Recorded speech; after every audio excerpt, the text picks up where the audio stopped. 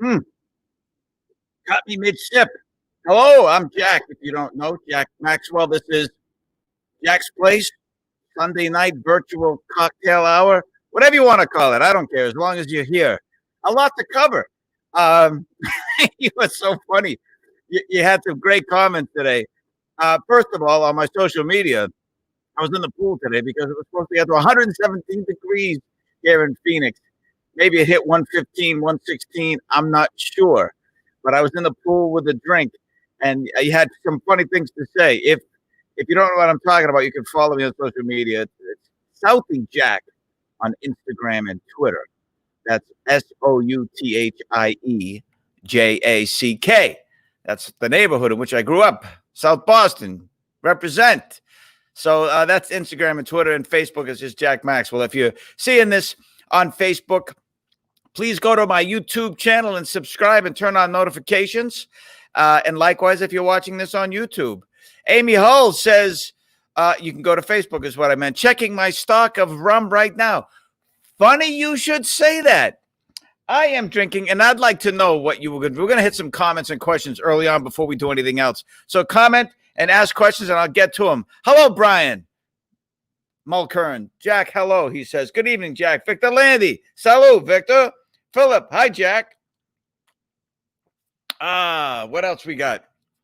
Was in Phoenix today, and yeah, Brenda Hamilton. I must be getting old because the heat bothers me, but not like it used to. Good evening, Jack. Jeff Hazlett, how are you? Or Hazlett, I'm sorry. Leah Holmes, hi, Jack, with 4 emojis. What are those? I can't see them. Hello, Jack from Troy, Illinois. I don't know what those are. That's okay. What are they? Waving. Okay, something like that. Good, thank you. Todd Moore from Troy, Illinois. Dark and stormy with goslings and crabby ginger. Funny, you should say that. You know, I like to do my own twist on things, right? So this is a dark and stormy Jack's version. I'll tell you in a second.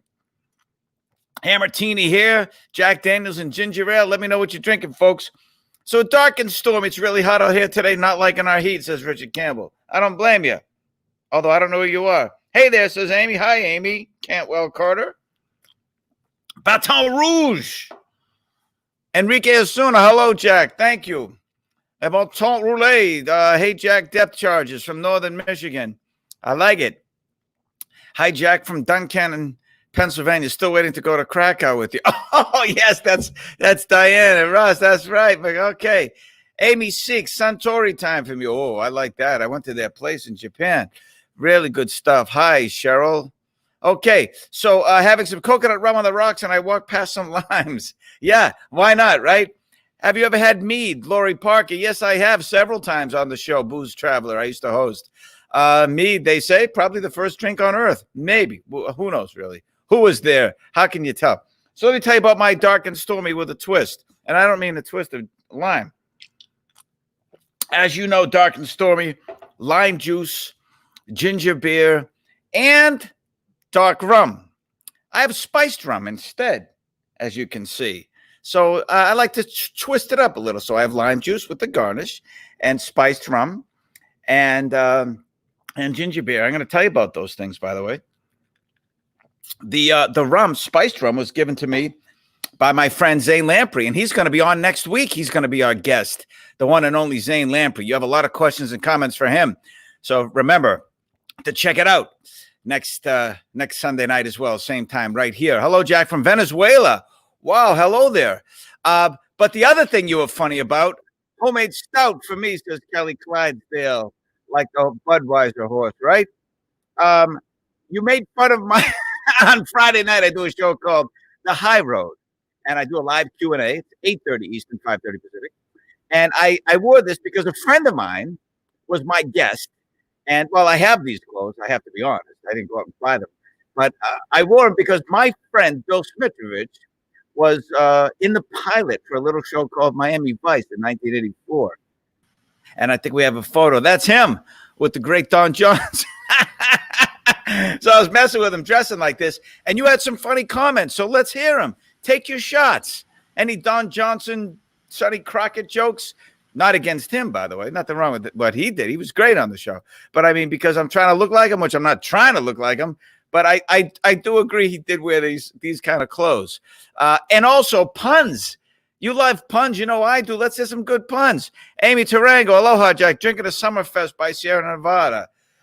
Drinking a Mr. Cotley's Experimental Cocktail #1 from here in Phoenix. The Gray Hen, says Jeff. Oh, hey. All right, I'm in Phoenix, as you know. Rico. Hi, Jack. Drinking bourbon and sweet tea. Cheers. I can't see so good. I said, going. Howdy from. Oh, yes. Oh, well, how do I find you on Facebook? Okay, good question. Jack Maxwell is my name, as you know. You just got to look for my face. I don't know why, but there are a lot of Jack Maxwells. There's a magician. There's a soccer player. And people die. I have this thing on Google. If my name is in the news, it pops up. And a lot of Jack Maxwells have been dying this year. I don't know why. They're old. Maybe there's an old school name, Jack Maxwell. I'm not sure. Anyway, so I was telling you about my dark and stormy here. Oh, you were making fun of me. So go ahead. Take your best Sonny Crockett jokes. Give me some great puns, some stories, what you're drinking. And also, I want to ask you a question. That's about the next ingredient in my drink. When you hear mom and pop, what do you think? Because my happiest moments, as far as in the food and drink world, anyway, when I was traveling, doing that show, and getting to meet people from all these different places and exploring their cultures with them and learning about their traditions and finding out who they are over a drink most of the time, and realizing we have so much more in common than we do differences, including sense of humor, which was really great around the world, even translated. Sometimes it doesn't lose anything. And I loved that. It was wonderful. But here in the States, well, it's the same thing when I meet people here. But for private moments, I love when I find a mom and pop place. I still remember a sub I had, a steak and cheese sub with the hot pepper relish and lettuce and tomatoes and grilled onions and grilled mushrooms, and they grilled the bread. It was at a mom and pop place. You're not going to get that at a big corporate sub shop. No way. I don't think so. Not like this. And it was somewhere between, it was on the beach, somewhere between Manhattan Beach, driving up to LA. And to this day, it was probably 20 years ago. I got to get back there, brother. I'm in Phoenix right now. As you know, I just finished chemo treatments. I'm heading back to LA soon. I've lived there since 96. This was one of the best subs I ever had. But it was a mom and pop shop. And I got to talk to them. It wasn't employees. They owned the place. And they were telling me how long they've been there and why Manhattan Beach and all of that. It was just truly wonderful. I just loved that experience. So if I can go mom and pop, I always do, over big corporate America. Nothing wrong with you, big corporate America. Well, there are some things. Let's be honest. You have your place. But if I can patronize locally, I will. So that being said, there's a restaurant in Phoenix. I wouldn't call it mom and pop necessarily, although the owners are so hands-on. And that's what I love about it. As you know, my producer is Ken, and he's going to pop in right now because I just called him out and say hello. Ken, you around? You better be. You're doing Here I am. There he is. Okay. So what are you drinking, by the way? Water out of a converted Kasasha bottle. Water? Yeah, I'm drinking water. I started on daiquiris at about 1 o'clock this afternoon. I figured I'd better stay. That sounds more like it, because I know you're one to have a cocktail. Fantastic. Okay.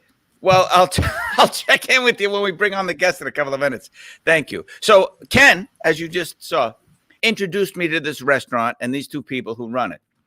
And really great food. You have this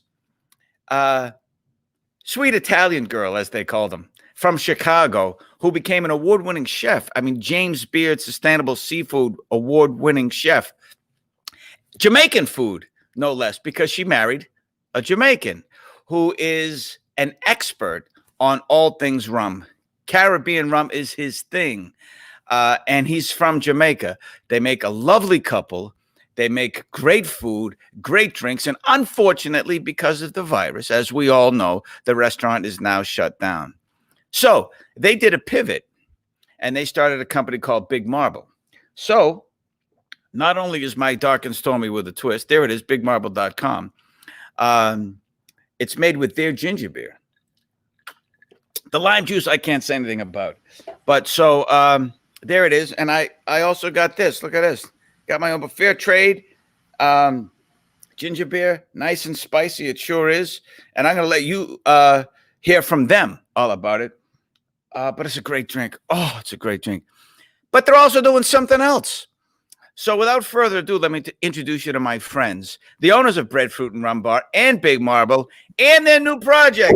It's Danielle Leone and Dwayne Allen. I'm sure you can tell who is who. Hi, guys. We switch it up sometimes. Ever so often I go as Danielle, she'll go as Dwayne. It works. Yeah?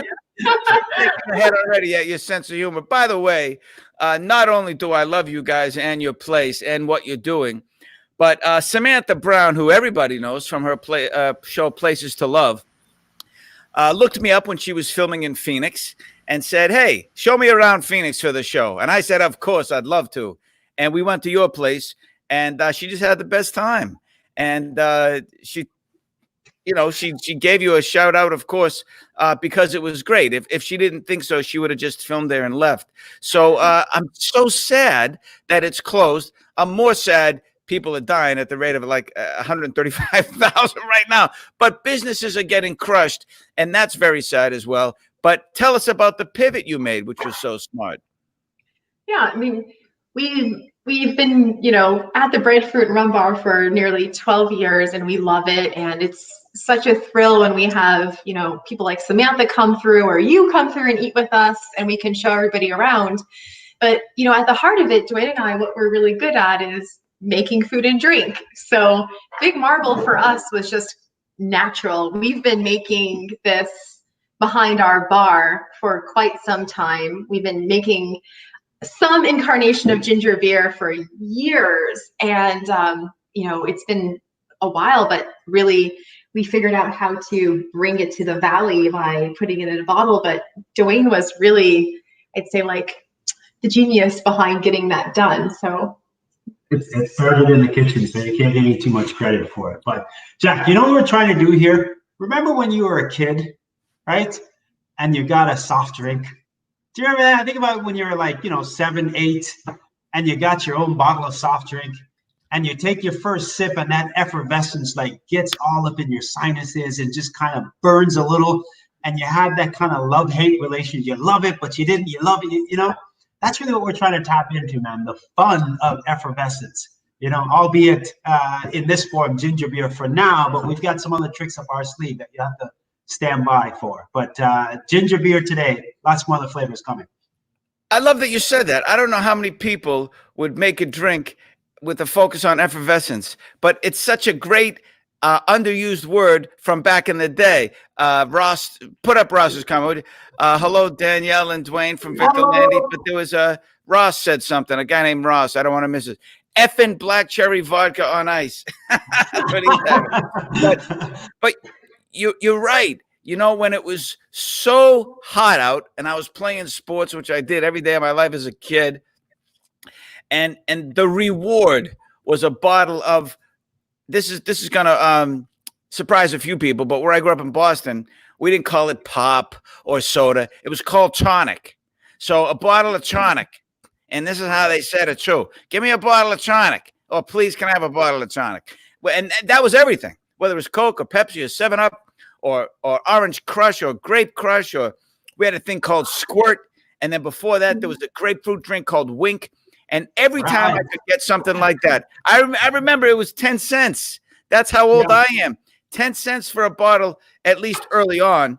Amy says, oh, my God, organic too? Yes. Do they ship? I'll finish my story in a minute. Do you ship? We're about 30 to 45 days out from shipping across the country, so we're getting to it. right now, And it even says right here, fair trade and some sensational little bubbles that last. So clearly you're focusing on the effervescence. But when I was a kid and I'd get that ice cold bottle, I'd go in there and I'd walk extra blocks to the store that had colder tonic. So I'd reach in and get that bottle, whether it was Coke or Pepsi or anything, doesn't matter, Squirt, Wink, anything.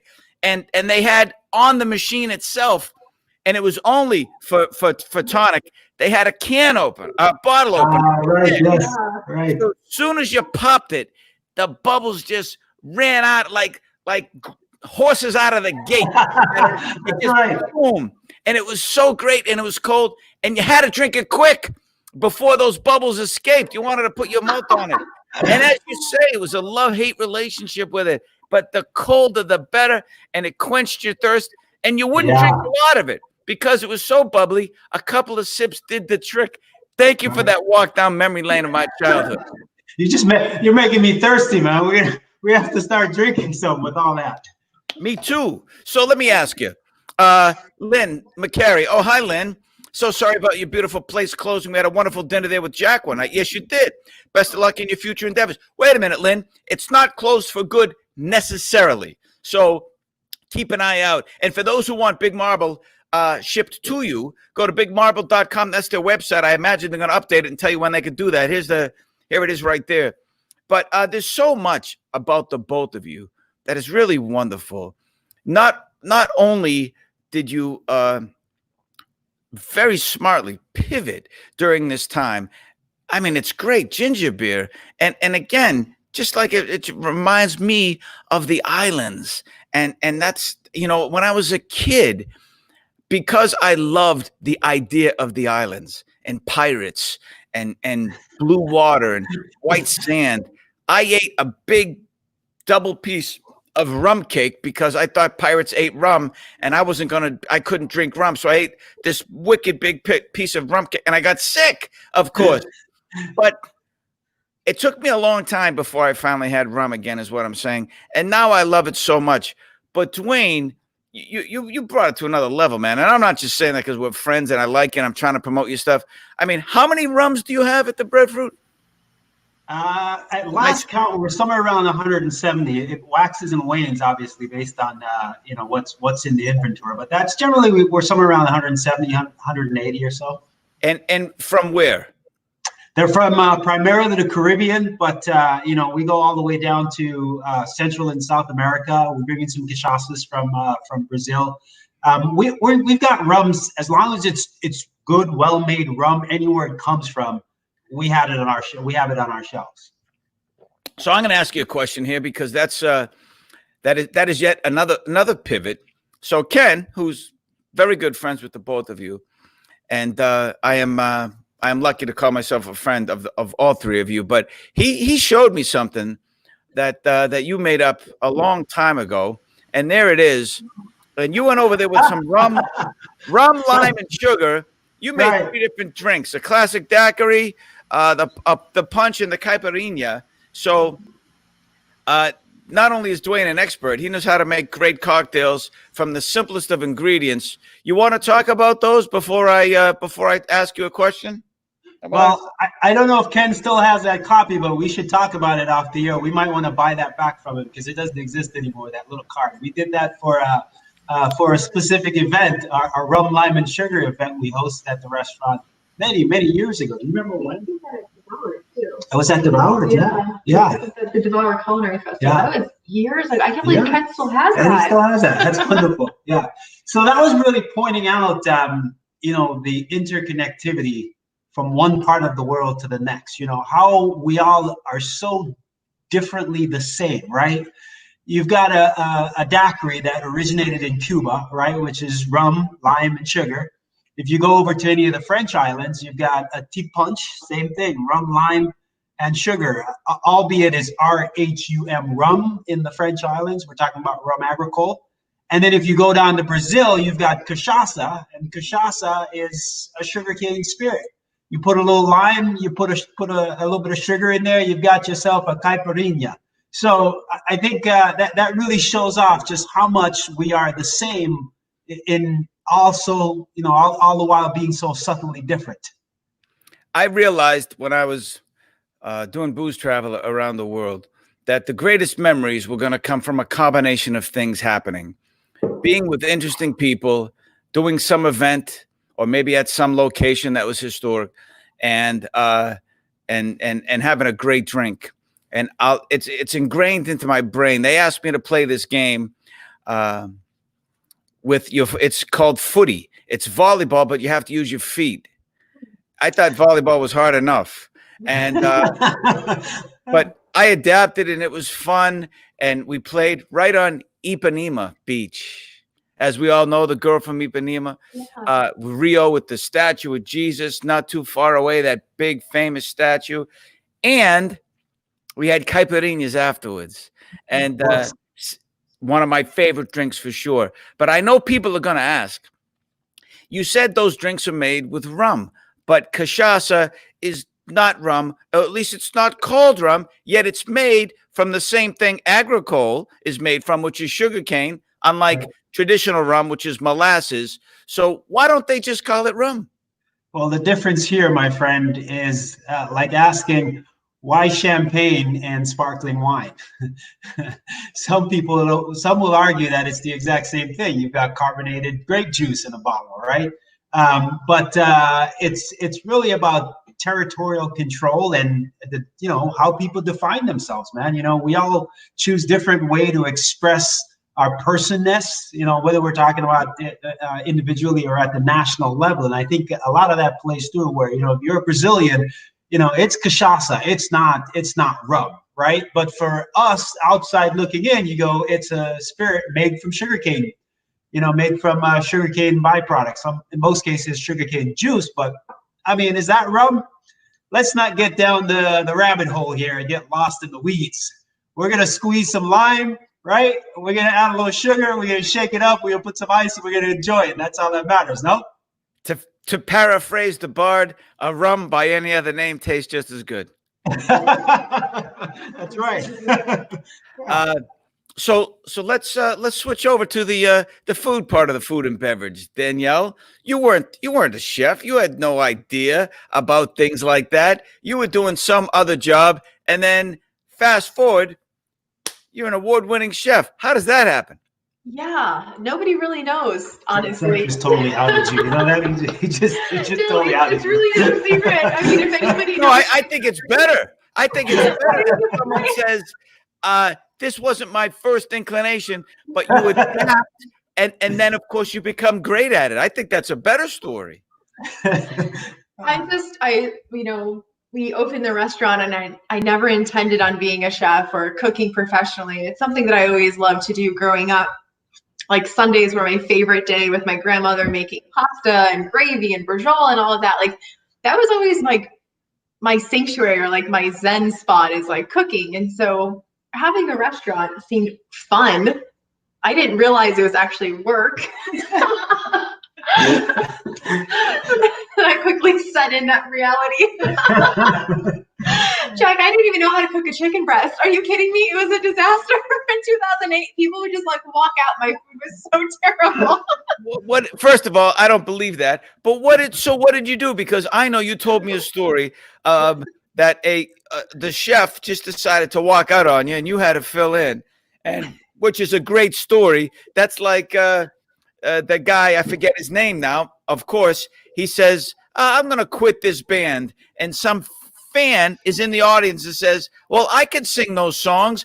I know all the words." That fan happens to be Freddie Mercury. They changed the name from Smile to Queen, and then boom, no one remembers the original guy. No one's going to know that chef who walked out. But now Danielle Leone steps in and makes food that is not just good; it wins awards. What did you do? Did you go on the internet? Did you watch Julia Childs? What did you do? Yes. Learn. Yes. Because it's Jamaican. It wasn't what you grew up eating and making. Right? Like you said, I'm from Illinois. I come from an Italian family. I can make you meatballs. I can't make you a jerk chicken. This is ridiculous. It was a terrible idea. So I had to just keep making food over and over and over again. Like it was just trial and error. So I'd go online and I would Google basic cooking techniques because I don't even know. I don't have any culinary training, so I don't know anything about a knife cut. I don't know anything about running the kitchen. So I just had to figure out what I didn't know and then research and dig deep. And we would show up every day and we would try it out, Jack, like just try. And then it wouldn't work, or a little bit it worked. And then we would just keep building on it. And here we are 12 years later. And I mean, my goodness, I stopped writing things on my resume. There's so many accolades. It's just stupid. Like, I don't know. It just ended up working. It turns out I'm good at cooking. Well, speaking of which, you got a comment from Paul Aguirre, who's actually a colonel. So let's give him due respect. Colonel Paul Aguirre. Hey, Paul. Rum drinks are great there, and the food is every bit as good. Great place. Thanks, Pablo. Jeff says, I can't remember the name, but love their drink with the cigar bitters. Do you know that one? Ah, the Garrison. We were just talking about that last night. We were reminiscing. Yeah. Well, Danielle, good for you for doing that. Ian says, like Jack said, a few people, a couple of drinks, the world comes together. Amen to that, Ian. So whatever you did, and I don't want to fast forward through all the difficult times, but you made it work, both of you. You're a great team. It's a great combination. I hope it opens up again, not only for your sake, but for ours, for Phoenix itself, because it's really wonderful. But you just mentioned jerk chicken, Danielle. Tell us about the new adventure. I'm so excited, Jack. Okay, so this Friday coming up, we are doing a big jerk chicken like blowout special. So like the one thing that people keep asking us for, like getting texts from people, messages on Instagram, they're always like, where, like when, jerk chicken, jerk. I'm like, okay, fine. You know what? We're gonna give the people jerk chicken. Yeah. let them eat jerk chicken. It's my favorite. Like, I can't believe I could eat this thing like every day of my life. So we are going to take pre-orders. You can go to thebreadfruit.com, like you see on your screen, and you can order your jerk chicken. It's a whole chicken from Dave Jordan at Two Wash Ranch. So it's a gentleman right there in New River that raises our birds for us. So we know, like, I think flavor starts there. Like, that's how crazy we are about this cooking process. Like, we want to control everything. Well, what do you do to a chicken to make it taste better? Because I know you're also into. Dwayne, what do you do? You sing to it? You sing some songs that your grandmother sang to you? Do you coax it? What do you do to a chicken to make it taste better? You see that look on his face? Just have to be nice to the chicken. You know, we buy chickens that are not that are humanely raised. You know, they're not harassed, they're not stressed. That's the first thing, man. You got to be nice to the food, you know, and in turn, it's going to be nice to you.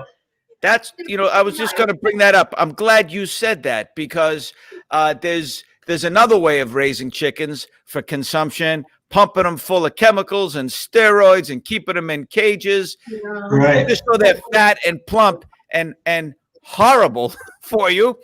And you do the opposite. So that's why I was wondering about how you compensate to make the taste. Amy says, these two are putting such a big smile on my face. I love their story. Oh, and you love Amy.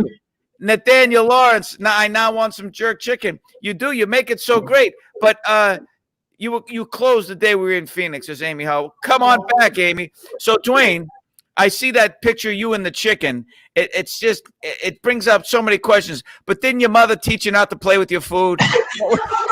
That was good work being done, man. We were actually at Two Wash Ranch, the farmer that we get these chickens from. And the thing we used to do is take the whole staff to spend a day on the farm and essentially be farmhands. So that's a photo of me moving the chickens out so we can clean the chicken coops before we put them back in. Tell us more about Friday. Okay, so on Friday, I'm going to go in. So I'm actually going on Thursday to get your chickens ready. We're going to brine these chickens. We're going to jerk them, marinate them. And Friday, you all can show up. You're going to have to pre-order online. So I know exactly who I'm making chicken for, so we don't make too many, right? So order online. And then on Friday between 4 and 8 p.m., in this window, just show up at the Breadfruit. We'll have your order ready. And it is a jerk chicken for two. So it's a whole chicken from Dave at Two Wash Ranch, and it's jerked and it's grilled. So it has like all that beautiful like char and caramelization on it. And then we chop it up and we give you this hot pepper sauce that you see on the side, which we actually call Fire sauce. Listen, I don't want to take advantage of our friendship, so I'll do it online, but I'm going to order two right now. And for those in Phoenix or around Phoenix or anywhere near Arizona, they're at 100 West Pierce. Is that correct? Pretty darn close. Yeah, we're right at 108 East Pierce. So it's first 108 East Pierce. I'm sorry. It's about a block away. Like right there. You know, I just knew it by location. I don't remember ever knowing the address. I knew I was close. 108 East Pierce in Phoenix, but do that because it's phenomenal. And when you have their the shrimp dish, oh, that spiced shrimp is so phenomenal. So many things are great there. But that jerk chicken, if they're proud of it, and I know they wouldn't put it out unless they were, my mouth is watering, so I'm going to order a couple myself. What came first, the chicken or the jerk? Okay, that's a twist on the question. Was anything else jerk before chicken, or was that the first thing? I feel like there's always been jerk, but I don't know. I'm sure the chicken came first. That's true. So tell us where jerk chicken comes from, Dwayne. I know that you grew up there. Danielle, you're a food expert, but you were there in Jamaica your whole life. Tell us what it's like growing up there and the food that you ate and the drink and how that affected what you brought to breadfruit. Well, I moved. I left Jamaica when I was 16. I've been in Arizona ever since. And so in those days, Jack, the Caribbean community, as small as it is right now, was pretty much non-existent. So if you wanted to eat like you were at home, you had to make it at home, man. There's no restaurant you could go to. There's no place to go get a little flavor at home. So it's one of those things where if you want it, you got to build it, and that's what we did. But you know, the story of jerk goes back to the original inhabitants of Jamaica, the Taino Indians, and they used a combination of all these spices as a preservation method. So you would, you know, get your meat and you'd rub it down, and you know, it was a way of ensuring that tomorrow it would last. And so it evolved over the years. And as a matter of fact, the jerk that we serve, we make from scratch. So we start with onions, scallions, pimento, habanero. I feel it right here. Ginger, Vinegar, allspice. How many ingredients? It's a list.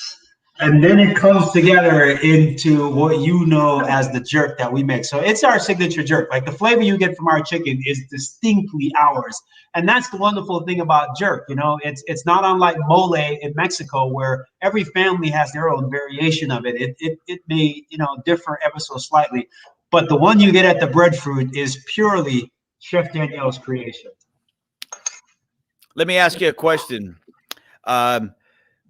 Where does the word jerk come from? Because I know there's a lot of jokes, etc.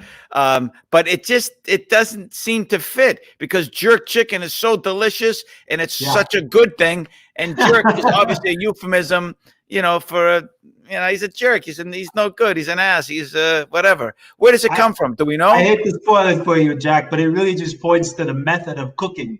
It points to the fact that unlike most grilled methods where you set, you know, whatever you're grilling down and you leave it alone, when you're jerking chicken, it's a constant back and forth. So you're always poking it, turning it, rotating it, jerking it around. So that's where the term came from. Yeah. Really? Jerking me around? You jerking me around comes from jerking the chicken. How funny. How funny. Do you do air delivery? Of course they can't do air delivery. I'm sorry about that. You'd have to just... He's got 6 days. He can buy a ticket and be here by Friday. Eat it right there on the stoop, right in front. We're ordering one for sure, says Jeff Hazlitt. And by the way, because I know people are going to ask, because like you say, here or there, 170 rums in your place. Can they buy any of your liquor, your great drinks, your recipes, anything, or just the ginger beer at Big Marble and the jerk this Friday?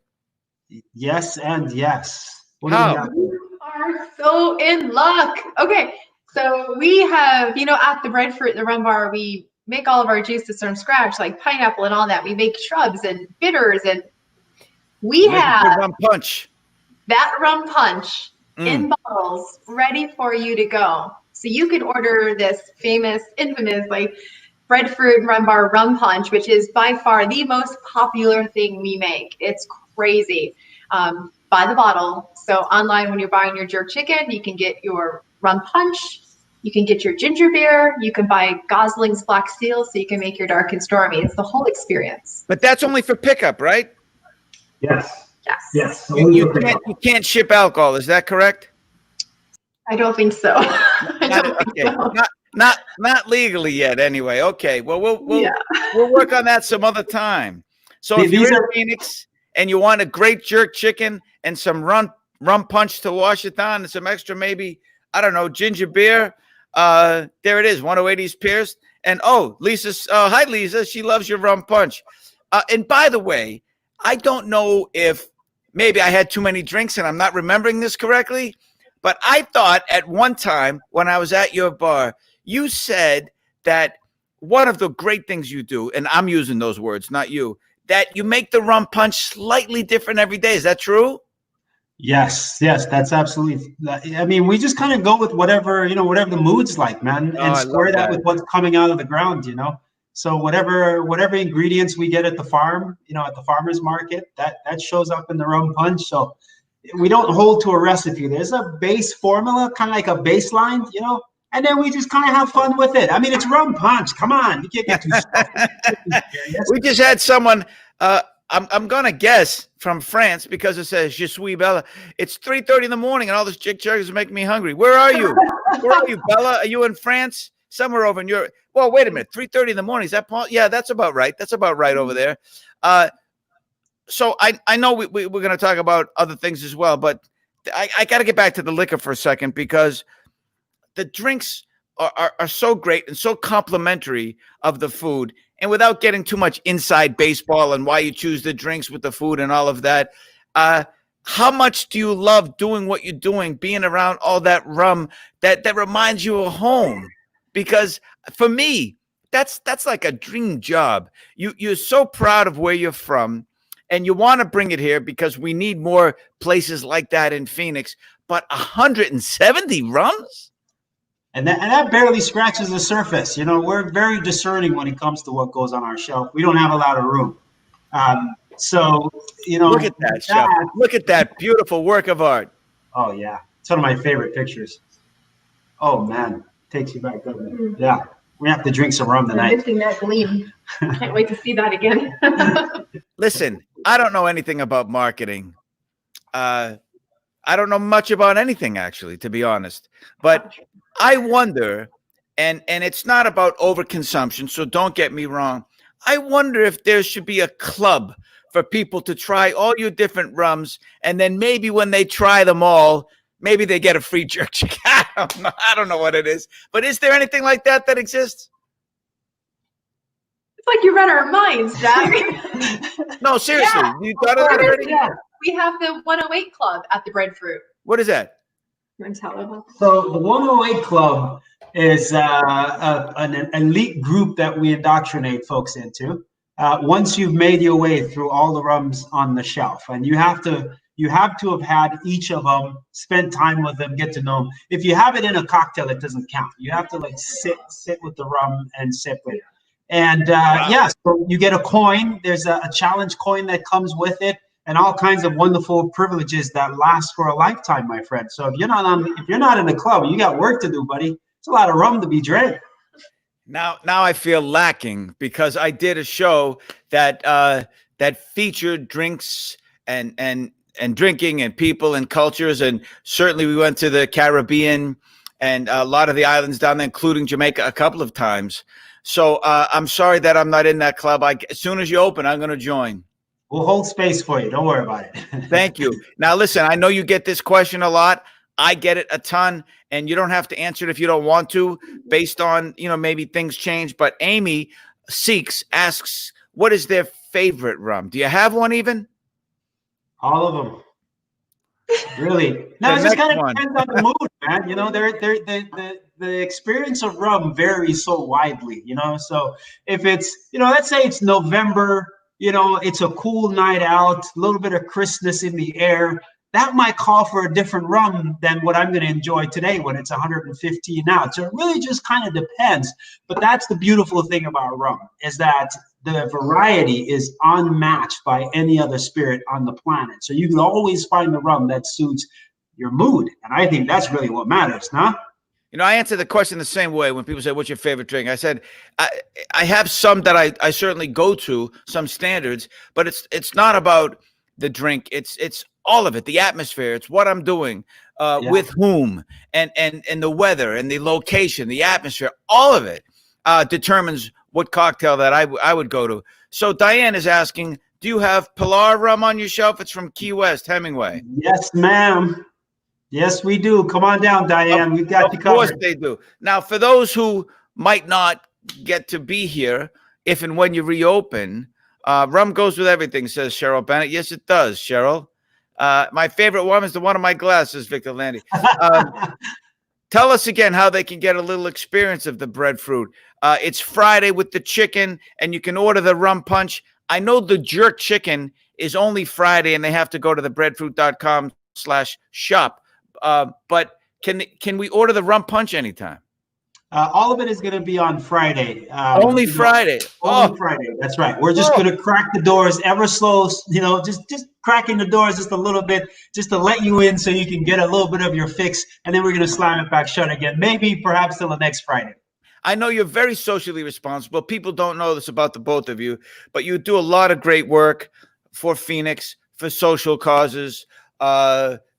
Without getting into all of that, of course, but that's another reason I admire the both of you.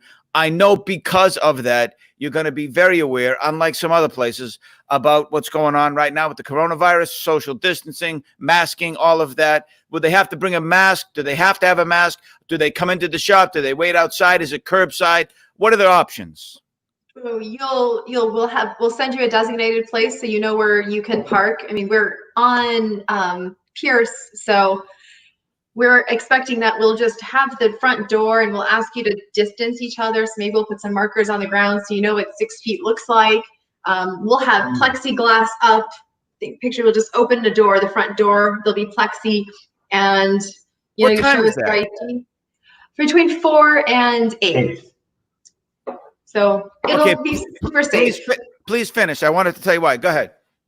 Yeah. So we're going to keep you safe. We're going to follow the rules. Like, Dwayne and I, we haven't opened the breadfruit because we want people to really just stay home and stay safe. And we don't want to put anybody's health at risk. So we're going to take all the precautions. But, I think that we can do this and practice it, do it well. And we really want to support our chicken rancher. I really want to support my local farmer. I'm seeing them, if you think about how much food I used to buy, and I haven't done that in months, and I'm seeing it take a toll on my community. So I figured that I can manage this well enough and do it once a week. So if you all show up and support us and we can handle it well, we'll keep doing it for sure.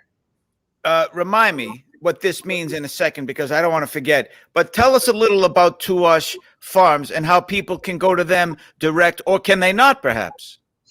Dave only raises chickens for some of the very best restaurants in the valley. So he raises chickens for me. He raises chickens for Charlene at F&B, Chris Bianco. Like, he's like the premier. So chicken if raiser. they support you, they're also supporting locally Tuash, right? Yeah. Yeah. And what does Tuash mean? What kind of name is that? Oh, yeah. He's in New River, and his little farm is between two washes. It's like set right in the middle of these two washes. So if he gets a lot of rain up there, the washes flood and his whole property floods, and there's this big, beautiful mountain behind it, and it's very picturesque. He's a wonderful, wonderful guy. He's a one-man operation. So, we really need to, figure out exactly how we can get this done. There's a local butcher shop that carries it too. Yes. Actually, Jack. Yeah. I love that the name is connected to the earth, but it just sounds like he's super sanitary. Tuash. We don't just wash our chickens once, we wash them twice. But that's okay, as long as supporting you supports him. So I'm going to make a suggestion. We have not talked about this. Excuse me, not a suggestion, a request. Sometimes I speak without thinking. Hazard of the job, I guess, and of the cocktails. So I do a show on Friday called The High Road, and I do a Q&A like this from 5:30 to 6 locally, 8:30 to 9 on the East Coast, and whatever time you're in between, mountain, whatever. But then, I do questions, I talk to people, but then I'm going to be free the rest of the night. Can I come down the last hour from 7 to 8? And I'll work for you. I'll hand out chickens. I'll hand out rum. I'll keep socially distant, but I just wanted to say hi from a distance. And I'm going to pick up my chickens anyway. So can I come down the last hour and say hi to everybody if they show up? Absolutely. Yeah, Jack, please come down. It'd be great to have you. That'd be great. Oh, yeah. That's Absolutely. great. I would love to come down. And again, we'll say hi through the window. You can hand me the chickens. I'll eat there. But if anybody wants to come down, to the Breadfruit and Rum Bar, 108 East Pierce, Friday between 4 and 8. I'll be there from 7 to 8. And we can chat again from a distance through a mask, whatever, but we can have a drink together again from a distance. Come on down and support local, because that's what this is all about. Yeah. I don't take money to do this show. I don't take sponsors. Anything I talk about, it's simply because I love it. And as you know, I love these two people and their restaurant and their food and their drinks. All of those things can be true. Oh, just some of them. You could love people, but they could be a lousy chef. Or they could have lousy rum. Just so happens they got all good stuff. And I love their jerk chicken. So that's why I'm coming down for a couple of jerk chickens. And thank you for the, by the way, for the tutorial on why they call it jerk chicken. Because I always wondered. So, again, when people come down, they order the chicken online. They can't just show up and get the chicken. They have to know ahead of time. So it's very important. Yes. Is that the only way to do it? Can they call and leave a message, or is it only online? It's only online. That way we can keep you nice and organized, and it's all down and ready. So you order, there is going to be a cutoff time. I have to start marinating the chickens on Thursday. So we're going to have a cutoff time probably by Thursday morning for Friday chicken. Are you nervous if you have like a real lot? What are you, are you panicking yet? I only have 150 chickens, so I could only do this for 150, and that's it. No, you only have 148 chickens. I got 2. I got my name on 2 of them. I know. People are already ordering them too. It's really awesome. Like, people are very excited about this. So. And it's going to be hot as hell, but I'll still wear something like this so you guys can make fun of me. Not you two, people coming down about all the Sonny Crockett cracks I've been getting. But that's okay. If I got good food in my mouth and a nice drink, you can make fun of me however you want to. What about the rum? What if you run out of rum punch? How many of those you got? That can happen. I mean, we are the rum bar, for goodness sake. How do you run out of rum, you know? What's that Jack Sparrow quote? Do I have to throw that out there? No, that's not going to happen. No one's going to say, but where's the rum gone? No, absolutely not. It's never been said before at the Breadfruit Rum Bar. So we know about the chicken. It's a whole chicken, not much to wonder about there. But the rum punch, it comes in a bottle, as you say, and how many ounces, and how does that go? So it's a 12-ounce bottle. So at 12 ounces, it's generally going to be about 3 to 4 drinks there, depending on how you pour. And what you need to know is that this rum punch has been resting since the middle of March. So we're coming up on 120 days. Everything is blended and well marinated, man. This thing is delicious. Marinated rum, marinated jerk chicken. We're all going to be marinated by the end of the night. That's the plan. Especially if you drink this thing, because it packs a punch, Jack. It's called a punch because it's strong. It's punchy. Yeah. Yeah. And what about the ginger beer? They buy that by 6-packs. How do they buy your ginger beer, guys? Ginger beer is available either by the case. There's a 24-pack case, or if you want to buy them each, you can do that. This all can be done online as well. And then we're also offering Gosling's Black Seal, which is the rum to make the absolute best Big Marble Dark and Stormy. Like, that's the experience right there. The Gosling's Black Seal. So all that's available. Are you offended, being a Jamaican who's a rum expert, that I did my own version of a Dark and Stormy and used spiced instead of dark? I mean, if I had a copyright on the Dark and Stormy, then perhaps I would. But hey, whatever's in your glass is what you're enjoying, my friend. That's what I say. I like a little nice improv. Otherwise, cocktails never would have evolved in the first place, right? True. It would have been just the spirit, a little bit of water, a little bit of bitters, a little bit of simple sugar, or whatever, however it started out. And then we wouldn't have these wonderful drinks and punches and cocktails and elixirs, all of these things, if someone didn't say, how about a little bit of this with a little bit of that, right? Exactly, yeah. And you can say the same about food, too. That's true, but I didn't have any dark rum. I only had the spice rum. That's why I used it. So tell us what it's like at home. Danielle, you're Italian. Clearly, you're an expert in Jamaican food. I know Dwayne loves to eat, even though he's real thin. He loves to eat. Do you flip a coin and say tonight Italian, tonight Jamaican, or do you do Thai? Do you do chicken? Do you expand your horizons? Because you can only get the food you serve at breadfruit. You can only get that. But do you ever go off course and say, let's make something crazy? Oh, we've been experimenting a little bit with Chinese food. I don't make a lot of Asian food, but I was specifically trying to learn how to like up my game for Chinese food. So we're eating like fried noodles and making all kinds of crazy spicy shrimp dishes and braised like Korean short ribs. And yeah, we're definitely getting creative in here. I mean, there is a big fish in the refrigerator slacking defrosting right now. And so I know Dwayne's going to make a big fish for dinner, but listen, Jack, we went through a ramen phase where Danielle showed up with a whole pig's head from the meat shop down on the south side there. What did you do with the pig's head? Yeah, well, you can't make a good ramen without a pig's head. If you're paying attention, I mean, who knew that? You can't. Everybody knows that. We were having ramen for how long? We're like hyper extremists, Jack. Yeah. Like we want everything to be perfect.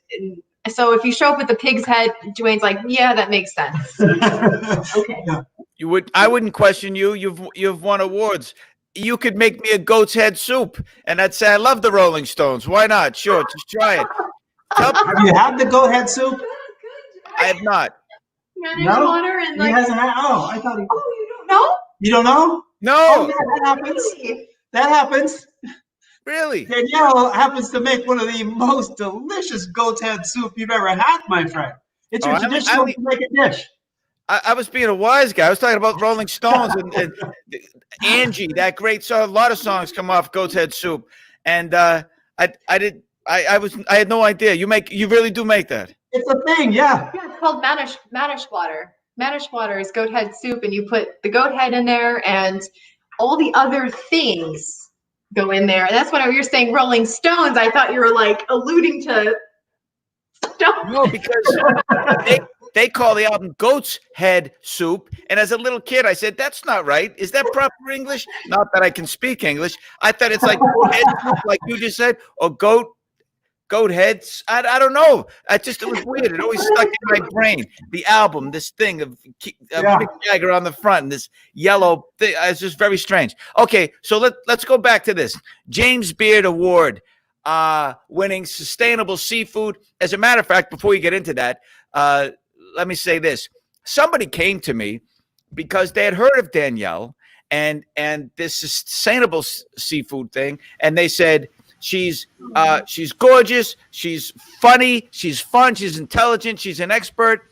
She should have her own show.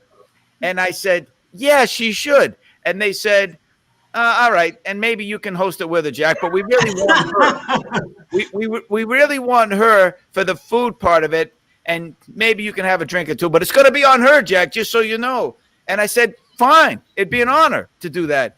And as is the case with many projects, television shows, otherwise, it didn't quite get to the finish line yet. Of course, there's the virus and all of that, so that still might happen, but that's how good she is. Tell me about this right here we're looking at. All right, so I am a designated leader in the James Beard Foundation since 2016. So the James Beard Foundation, like the most humble way to say it, is a culinary nonprofit, but they also hand out the Oscars of the food world. So it's the most prestigious institution that you could ever be a part of. And to get recognition from the Beard Foundation is like a lifetime accomplishment for any chef.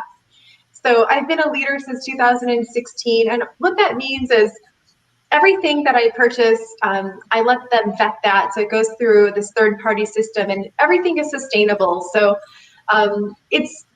it doesn't sound that hard to do, but it really is a way that I have to put everything upside down, like turn everything on its head to think about how I'm going to make this great food and make it in a way that it was sourced responsibly. But we go way above and beyond that too. Not just a leader in the program, I travel across the nation on behalf of the Beard Foundation talking about sustainability and seafood and all these like delicious angles of food that we don't really consider, but really just want to inspire more people to think about where their food comes from. And I mean, I guess that's what all chefs should do anyway. So it's fun and it's just really second nature. Yeah. So inspiring.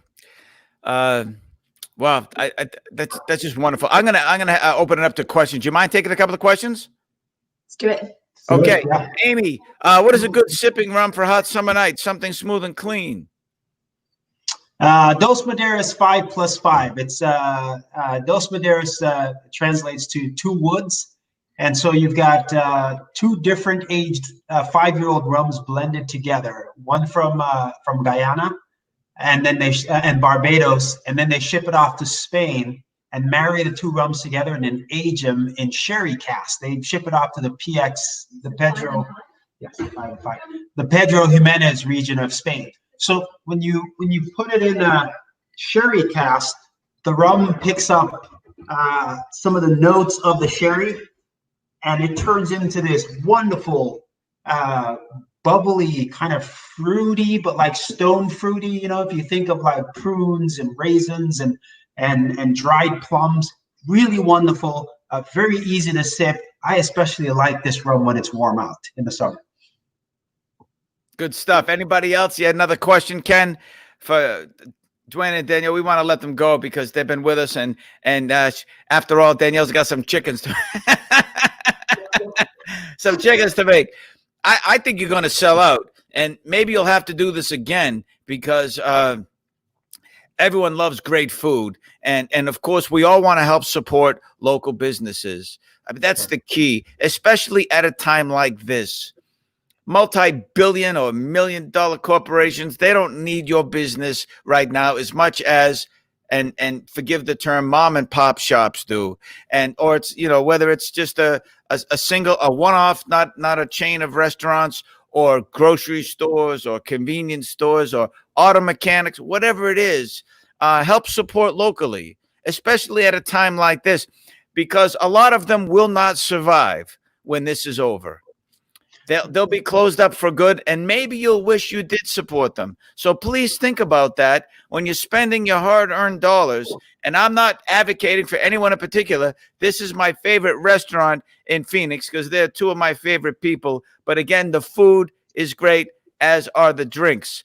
And the rum punch I can vouch for, and I love that it's different all the time. I don't know which one you're going to get when you order, but it's all good stuff. So remember, if you want to put up some places that you like to sponsor locally, I know we're running out of time tonight, but we'll do it again next week when we have Zane Lamprey on. And anything you want to say about the local business, why you like it, why you want to support it, put up their hashtag or their @ or their phone number or their address. You know what my favorite is here in Phoenix? It's Breadfruit and Rum Bar.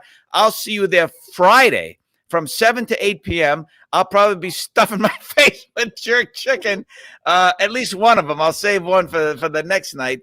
And I'll be having some rum punch. If you want to come by and say hi, please get in early and from 4 to 8. And if you order your chicken, you're guaranteed a chicken, right? It's not first come, first serve, yes, obviously. So you have to order it right here on this website, thebreadfruit.com. Ken, can you put that up again since we have to go soon? thebreadfruit.com/shop to order your jerk chicken, which is, again, only Friday. Ginger beer, only Friday for now. And rum punch, again, only Friday. So that has to all be ordered before Friday. Is that correct? By Thursday night? Yes. Yeah, we're going to do a cutoff late Thursday night because, we'll put the time up there, but get your order in soon because I think we'll sell out before Thursday comes anyway. Absolutely. For the chicken, the beer, and the punch, right? Yes. So I'll get it in by Thursday. Fantastic. Well, I'll see you there from 7 to 8. And but most importantly, of course, we're gonna stay safe. I know there's some talk out there. People don't believe in masks or science or socially distancing.